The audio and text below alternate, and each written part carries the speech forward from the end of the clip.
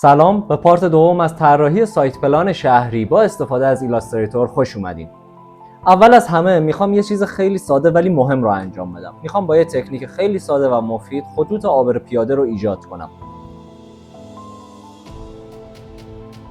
خب، یه لایه جدید به اسم خطوط عابر پیاده ایجاد میکنم بالای لایه خیابون‌ها که توی ویدیو قبلی در موردش کار کردیم. بعد گزینه فیل رو خالی میکنم و استروک رو میذارم روی رنگ سفید. حالا با ابزار پن جاهایی که خط عابر پیاده وجود داره یه خط میکشم. کاری که الان باید انجام بدیم اینه که ضخامت استروک رو تنظیم کنیم. تقریبا باید برابر با عرض پیاده رو باشه. اینجا میتونه این ضخامت برابر با 6 پوینت باشه.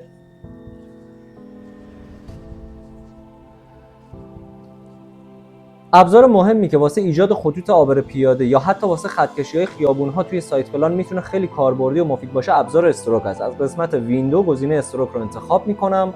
اینجا باید گزینه دش لاین رو روشن کنیم و بعد باید این اعداد رو تغییر بدیم. توی پروژه شما میتونه این اعداد متفاوت باشن بر اساس مقیاسی که سایت پلانتون داره. توی این پروژه عدد 1/3 به نظر خوبه.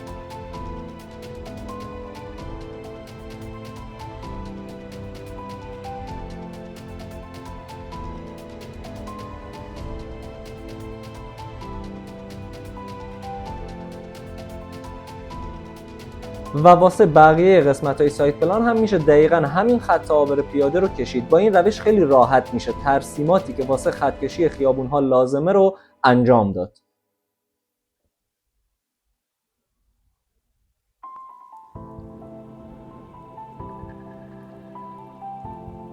خب، این از خطوط عابر پیاده. تا اینجای کار رو سیو میکنم و این پنجره ها رو میبندم و لایه خطای عابر پیاده رو قفل میکنم.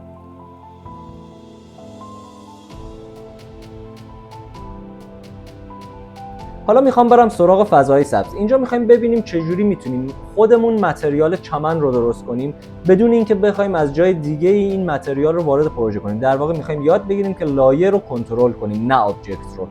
واسه این کار لایه فضای سبز رو از حالت قفل خارج میکنم و روی این دایره کوچیک کلیک میکنم. حالا میرم توی قسمت اپیرینس و اینجا میخوام آبجکت ها رو وارد لایه کنم. این یه تکنیک خیلی مهم و کاربردیه. توی حالت اولیه رنگ این لایه به این صورت بود که فیل به رنگ سفیده و استروک بدون رنگ به این صورت. استروک رو میذاریم روی رنگ مشکی و فیل رو بهش گرادیانت میدیم. نه ببخشید، استروک باید بدون رنگ باشه.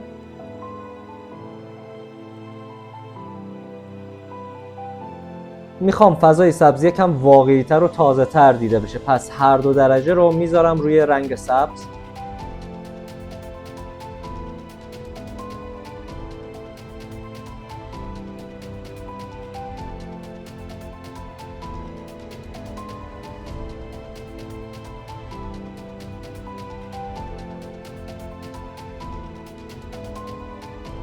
و بعد از این که رنگا اوکی شدن میتونیم اوپاسیتی و لوکیشن رو به صورت جداگانه و برای هر گرید تنظیم کنیم جوری که توی پروژه بیشتر دوست دارین که دیده بشه. من این تنظیمات رو بر اساس این سایت پلانی که دارم انجام میدم ولی واسه شما میتونه متفاوت تر باشه.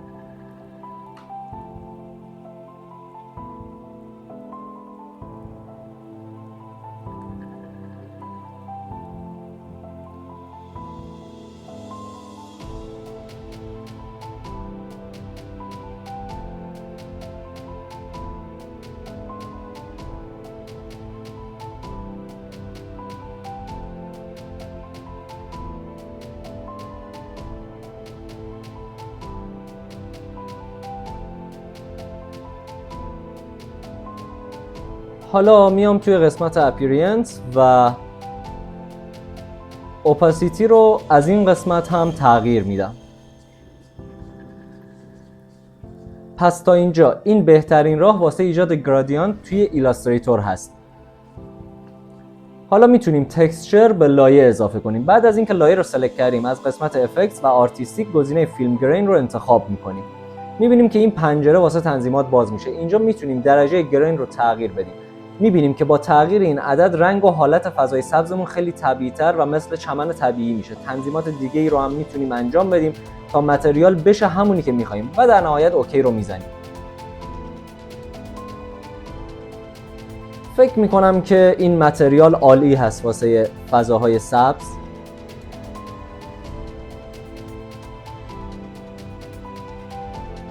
میتونیم فیلم گرین رو بذاریم بالای همه آبجکت ها توی قسمت اپیرینس لایه.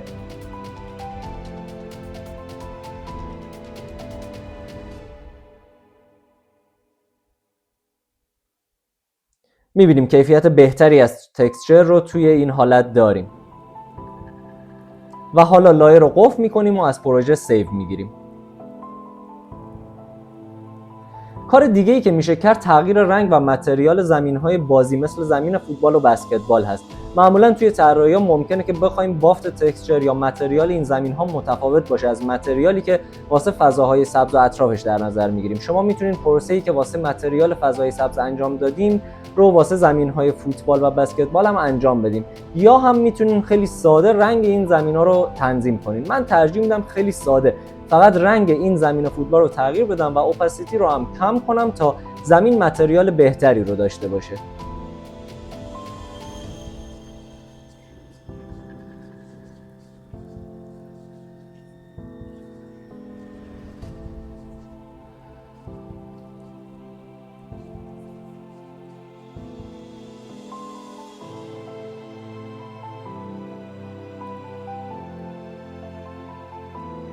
و همینطور این کار رو واسه زمین بسکتبال هم انجام میدم.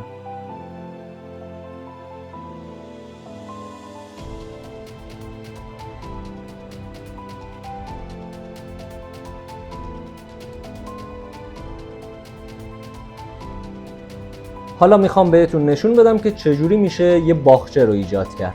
توی این قسمت میتونیم یه باغچه داشته باشیم. پس یه لایه جدید ایجاد میکنیم به اسم باغچه با رنگ زرد و شروع میکنیم به رسم محدوده‌ای که توش باغچه وجود داره. حالا باید واسه این آبجکت گرین ایجاد کنیم. پس از قسمت افکت میریم توی تکسچر و گزینه گرین رو میزنیم. حالا گرین اولیه‌ای که اینجا هست زیاد شبیه باغچه و گل نیست. واسه اینکه دونه‌های ریزتری داشته باشه و بیشتر شبیه به گل بشه میتونیم یکی از این انواع گرین ها رو انتخاب کنیم و با تنظیم اینتنسیتی و کانترست یه متریال شبیه به گل و باغچه ایجاد کنیم. خب ممکنه که بخوایم سایز دونه ها کوچکتر از اینی که هست باشه، پس میریم دوباره اینجا و دوباره گرین رو میزنیم، اپلای نیو افکت و این دفعه گرین تایپ رو برمیگردونم روی حالت رگولار و بازم تنظیمات رو تغییر میدم.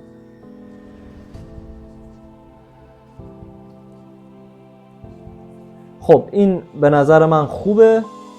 توی پروژه‌هایی که تعداد زیادی باغچه وجود داره یا پروژه‌هایی که توی مقیاس بزرگ انجام میشن میتونین به این صورت این تکسچر رو سیو کنین تا طراحیاتون سریعتر انجام بشه. و این لایه رو هم قفل میکنیم و تا اینجای کار رو سیو میکنیم.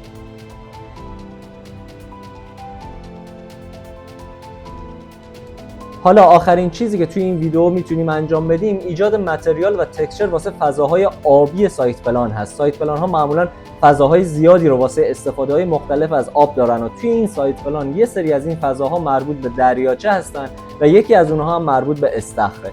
اول از همه لایه مربوط به دریاچه و استخر رو از حالت قفل خارج میکنیم و اون فضاهایی که قرار دریاچه باشن رو انتخاب میکنیم.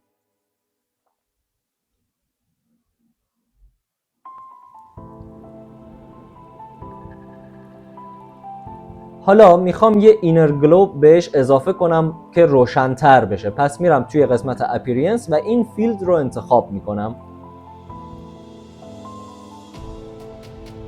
اینجا با تغییر دادن مقدار اوپاسیتی و بلور میتونیم تغییر رو توی قسمت‌های لبه آب ببینیم. اوکی؟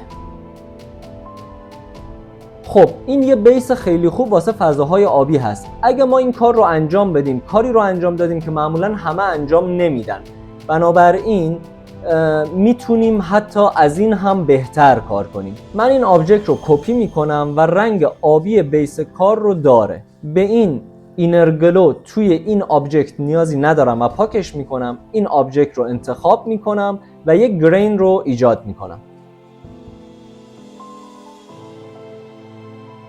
نوع ورتیکال رو انتخاب میکنم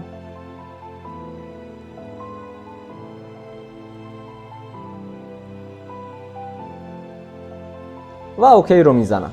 خب کمتر شبیه به آب اینجا.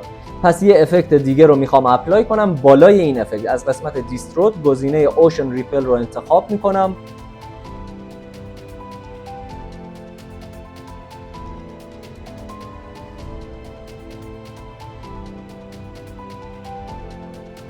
و این اعداد رو اینجا تغییر میدم.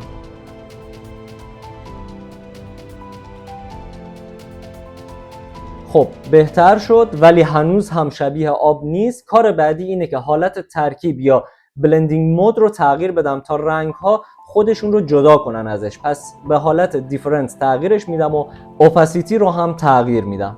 میبینیم که بد شد. کافیه که فقط اوشن ریپل رو بیاریم زیر افکت گرین که ایجاد کردیم. حالا تغییر کرد و کاملا شبیه به آب شد. لبه ها روشن‌تر شدن و شد دقیقاً همون چیزی که میخواستم. این فقط یه تکنیک خیلی کوچیک بود توی ایلاستریتور که میتونه واسه فضاهای آبی استفاده بشه. و حالا هم میتونیم دقیقاً همین کار رو واسه متریال آب استخر انجام بدیم، طوری که از آب دریاچه متفاوت باشه، فقط با همین تکنیک ساده.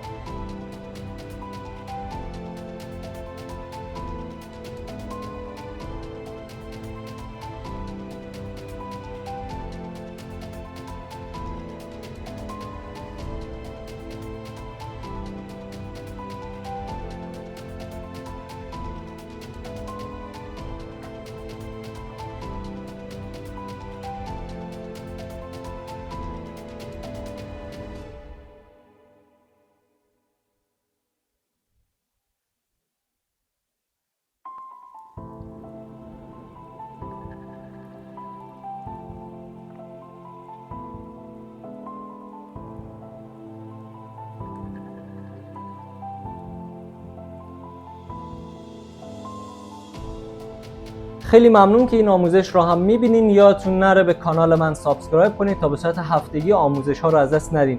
این پروژه هنوز تموم نشده و خیلی تکنیک های دیگه ای مونده که توی طراحی سایت پلان با ایلاستریتور به کمکتون میاد.